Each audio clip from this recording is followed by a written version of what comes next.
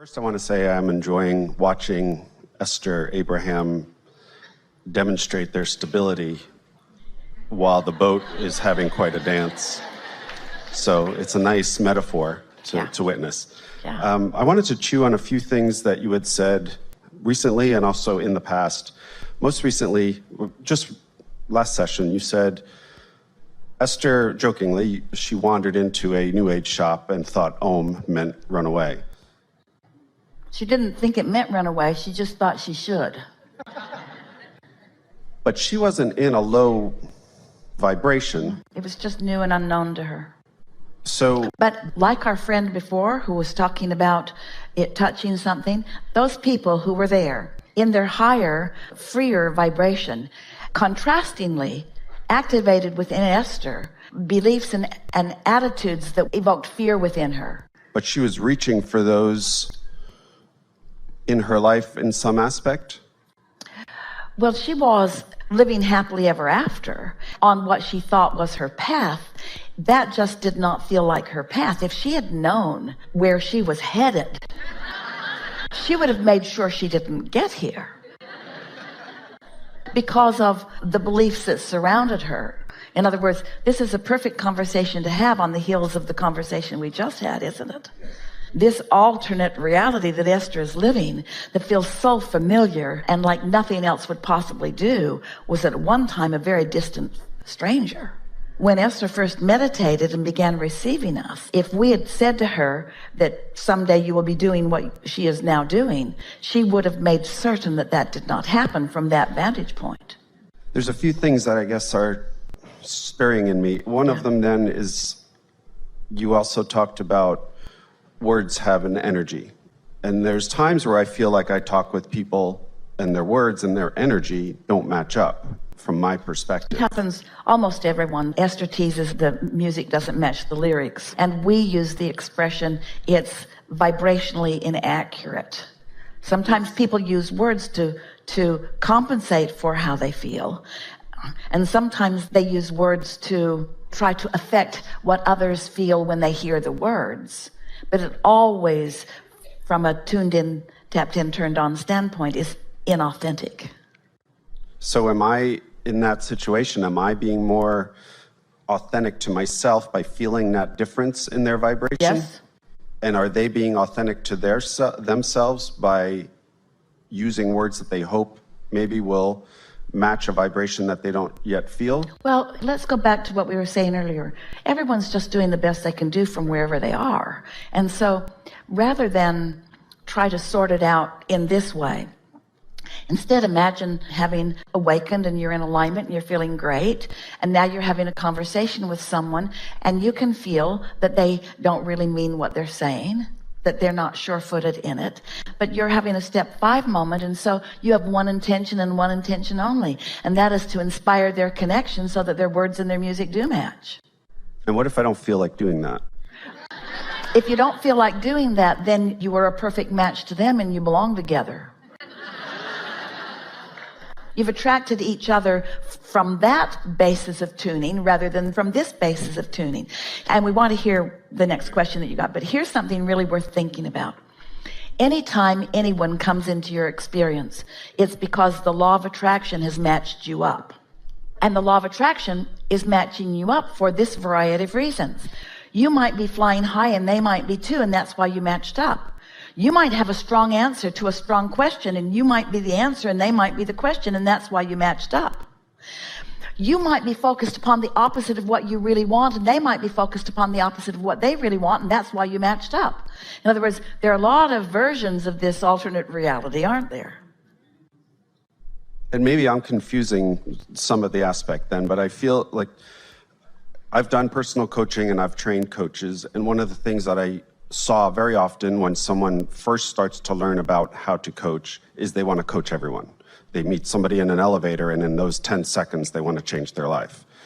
And as you go through it, you realize, unless someone is asking, a question. Yeah. There's no sense in answering a question. This whole seminar has been pointed toward the answer to that. Your intention is to come into alignment rather than affect outcomes. And I guess that's where I'm trying to get some clarity. So many people that are coaching, in other words, just even the word coach implies, I'm going to help you change. I'm going to help you change something. We're not implying that it's a bad word, but in using the word, if you can just remember that you're coaching them into alignment, not into behavior change.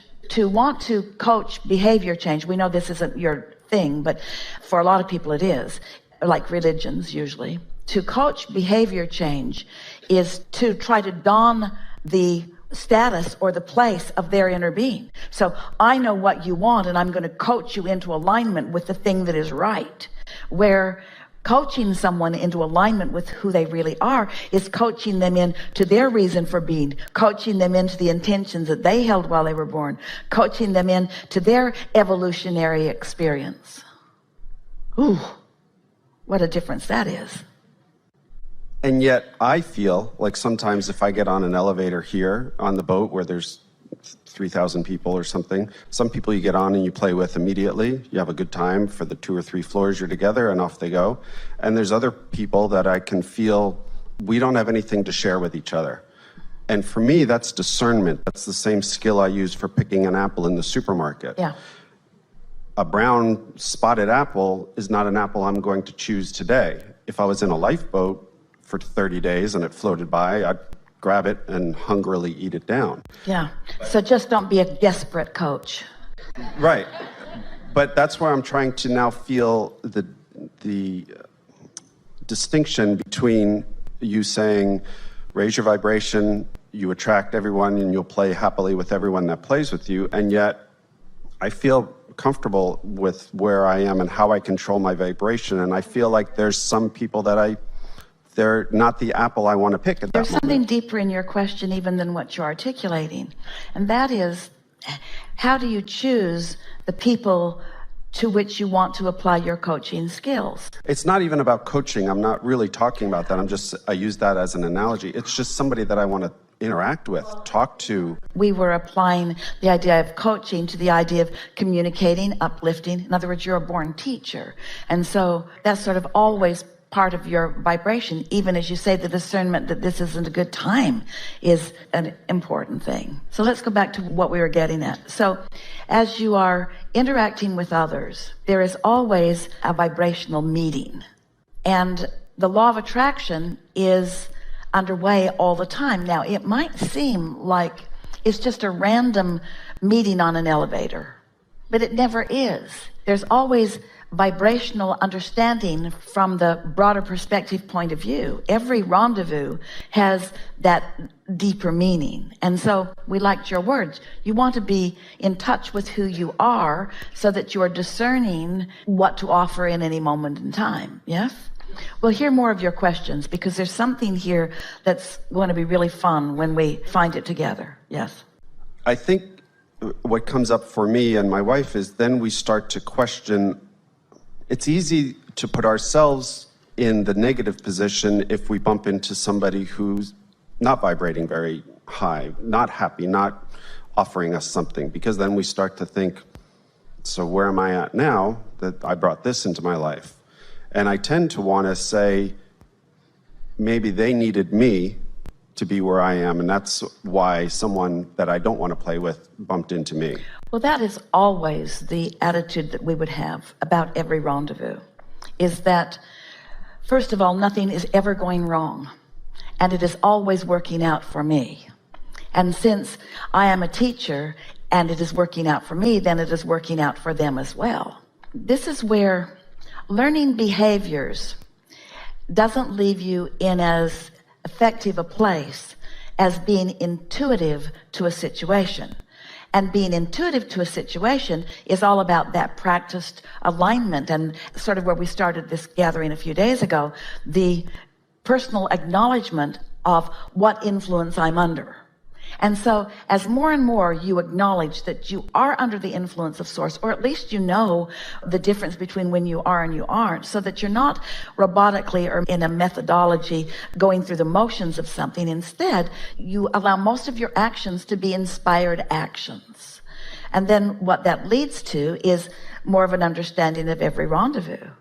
Esther had a recent experience of something that she knew that she had an off vibration when she moved forward. And then we're not wanting to get too involved in the details of this. So let us find a way of describing this, because it was a very meaningful experience for Esther. So she knew she was off and she took action anyway, because the situation was immediate and she can always take a path of least resistance. So what we're getting at, and we think it's what you're reaching for too, is if I think I'm taking the path of least resistance, and then I think I'm taking the path of least resistance, and then I think I'm taking the path of least resistance, am I on a path that's going to lead to no resistance? Contemplate that. Well, seems logical. The path of least resistance should lead to no resistance. But it also seems logical that if I've got resistance and I'm taking action from knowing I've got resistance, that shouldn't it get bigger? This is sort of where your confusion is happening, you and Esther too. Because if you don't decide that you're going to first make very sure that you're under the influence of source before you follow any impulse, then your impulses could lead you further and further from what you really want, because law of attraction is going to give you what you are actively vibrating. Did we answer that in a way that you could hear it? It's deep. I did, and I yet feel like my question is going slightly different. All right, let's hear it. We have plenty of time, and you're right on something. I'll state it from my perspective, what I think is how I live. Before you go further, we want to say to you, you are a really good coach. Before you go further, we want to say to you that your intent for uplifting is very obvious to us. Let us say to you that everybody who comes to you from their inner being's point of view wants to know what you want, but they have varying degrees of resistance. And that's what you and your mate are acknowledging, is sometimes they come and they don't seem ready. It's like their inner being dragged them to you, and they're not ready to hear what you have to say. And I don't say it because I sense, and we sense, all the better, that they aren't really ready. All the better. So what is the obvious thing to do under those conditions? If their inner being dragged them to you and they're not ready to hear what you have to say, what's your purpose for being there? To thrive in their face.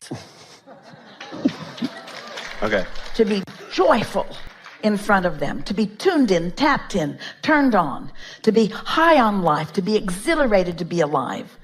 Not to ask them to do anything. You just demonstrate your own alignment. That's why their inner being brought them to you.